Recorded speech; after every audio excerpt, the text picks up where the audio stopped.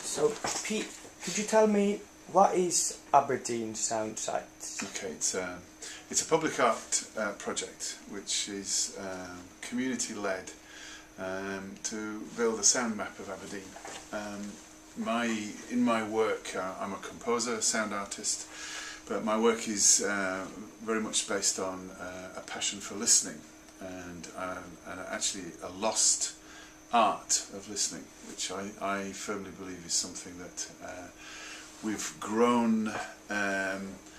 We found it more difficult to listen as time has gone on. We used to be very good at listening many years ago when we had to listen in forests for our food, and then we would go and look for it and kill it.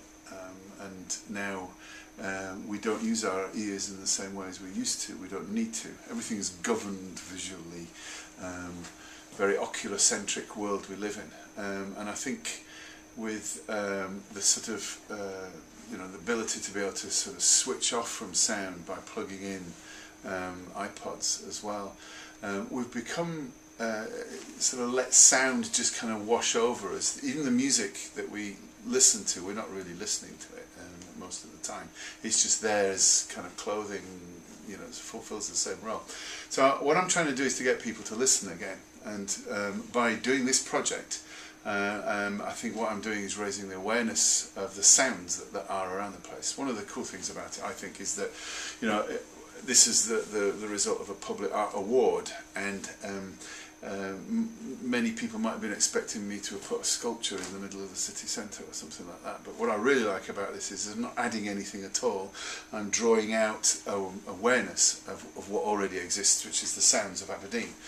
And so by people going out with recording devices or with their own phones or anything that they have themselves, and making recordings and then uploading them to the Aberdeen Soundsites sound map, we can build this kind of sonic heritage of Aberdeen over the coming years. And it can provide a number of functions. It can be something that people can just listen to in the same way that they look at photographs of a city. It could be something that triggers memories in discussions between old people and young people. It could be something that makes a former resident of Aberdeen who lives in Australia, make them feel nostalgic about sounds of the city that they used to live in. All kinds of possibilities. I also think it's going to be a really rich resource for learning, for schools, to be able to use the sounds that not only are on the map, but they can add their own sounds to it as part of a school project. Communities can kind of share each other's sounds, can learn about each other's communities through sound, can do projects through sound, all kinds of possibilities. How are you going to get people engaged? We've got a number. We did a launch event in the library, the Central Library, a few weeks ago, and there's been quite a lot of publicity on BBC Radio Scotland and various other places. But I'm actually working with Station House Media Unit to engage with particularly the 7 regeneration communities in Aberdeen, to be able to work with them and get them to listen to the sounds in their particular areas, and then to upload them to the sound maps. And the more people that we get involved in this, it can cascade out to others. So it could be as part of a project, but then hopefully people will take it on as something that they might do in the same way that they go and take photographs of wonderful views. They might then suddenly come across a sound in a way that they hadn't thought about sound before, and be able to go and then record it. And for those who don't have access to the recording devices themselves, we're going to place a number of recording units in the Central Library and also at Station House Media Unit, so people can borrow them, sign them out, go make recordings, and then come back and upload them. So this is very much like Instagram, but for That's a very good, it's a very good description. Instagram, like Flickr, or anything where, people are obsessed with taking photographs and then putting them up there and showing everybody them. Why can't we do the same with sound? And I think we don't think we want to do the same with sound because we don't listen to things anymore. But you know, every now and then in life something happens that makes you suddenly use these again. So it might be, I mean, as children in classrooms, used to get rulers and used to kind of make the ruler go boing like that, and then you'd move the ruler around like that so it would rise in pitch, and you play around and improvise with that like it was an instrument.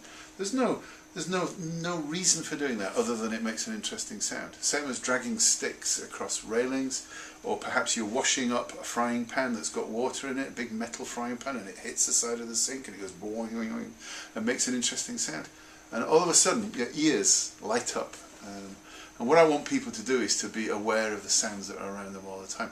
There's a lot of noise out there. A lot of people get offended by noise, and I think if we learn to listen more, we could actually make more sense of the noise that there is out there, and we could learn to filter things out and just listen to the things that we want to listen to. What is your favourite sound? Because this is my job and my ears are open all the time, there's so many things, but I do have one particular favourite, which is Pochra Quay, just at the docks. So down near the Silver Darling restaurant, there's a jetty that comes out into the harbour, and you can see the whole of the harbour in front of you. But more importantly, you can hear the whole of the harbour in front of you, and behind that, the city itself. And then you've got Torry, Kincorth over here, and you've got Fitty, the little fishing village there, and then the sea is there. And you stand on this. It's almost like a conductor's podium for an orchestra. You just stand there, but instead of conducting, you just listen, and there's this fantastic orchestra of sounds. So you might hear, it's quite quiet actually.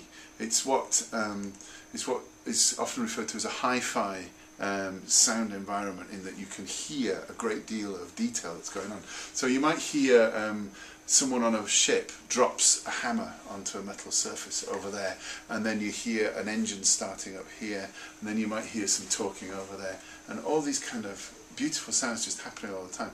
It's wonderful, and because it's such a big open area, you get the feeling of being in this huge amphitheatre, and you just listen to what's going on, and it's coming at you from everywhere. It's beautiful, absolutely incredible. So I stand there quite a lot, even though you're not allowed to anymore, because they've fenced it off, so you're not allowed to because of 9/11 and all the kind of terrorism issues that there are. But anyway, I sneak in and have a listen. But there are various places around Aberdeen and around the northeast that I actually like to be. And I like to stand in the forest very close to where I live, which has a fantastic acoustic inside the forest. And when my children were much younger, we used to play in this forest, but we play with voices and sounds because the echo within this forest environment was absolutely wonderful.